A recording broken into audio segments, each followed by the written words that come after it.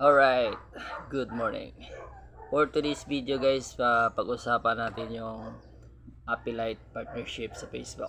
So guys, pag gumawa kayo ng page nyo guys sa Facebook, automatic na yun may affiliate partnership na kayo guys. Para sa hindi pa alam ito guys, tuturo ko sa inyo kung paano mag-connect ng link ng affiliate partnership sa Shopee. Alright. Ito guys, tuturo ko sa inyo guys. Ayan. Punta kayo ng Facebook. Ayan, punta kayo ng profile nyo guys. Ito guys, hanapin nyo lang dashboard nyo guys. Ayan. Pindot nyo lang dashboard nyo guys. Tapos, mapupunta kayo dito. Ayan. Angat nyo lang guys. Angat nyo lang. Tapos, pindot nyo lang affiliate partnership.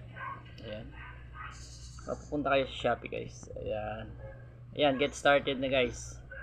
Ayan, basahin nyo lang guys at continue nyo lang sa ilalim.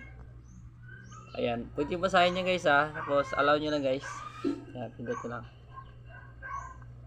Ayan, tapos almost there. Connecting the affiliate. Punta tayo sa Shopee na guys mismo. Ayan, hintay lang kayo guys. Ayan. Continue na guys, share the product and learn commission. Link account. I-connect nyo yan. Ayan, almost there na guys. Ayan, napakadali lang to guys. Para lang to sa hindi pa alam guys at na nakagawa ng page. Ayan. Ayan. Continue lang guys. Ayan. Ayan guys, tingnan nyo guys. Naka-sign up na kayo guys. Ayan. Alright. Napakadali diba? Ayan.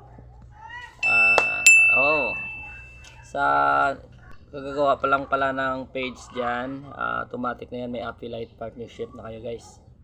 Ang gawin nyo lang, connect sa affiliate ng sa sa Shopee.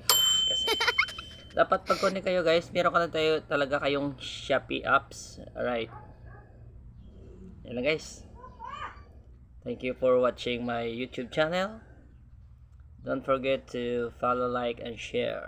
Alright. Thank you so much.